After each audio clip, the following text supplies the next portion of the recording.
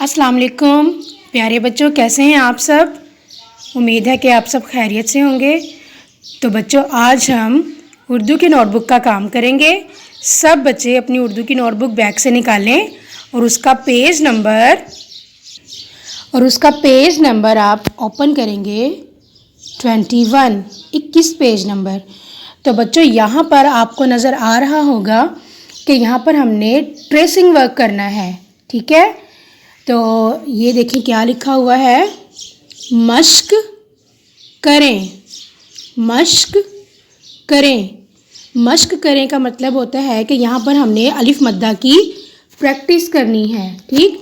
तो मेरे साथ सब बच्चे मिलकर पढ़ें।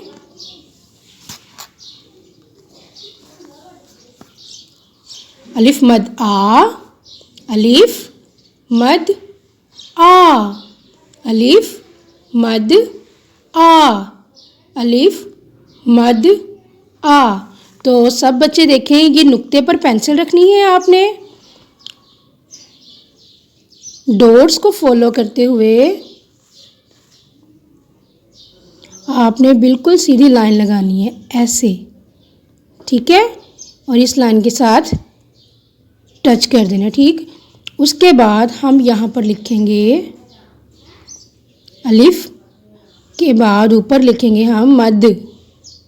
ये क्या बन गया, अलिफ मद आ, अलिफ मद आ, अलिफ मद आ।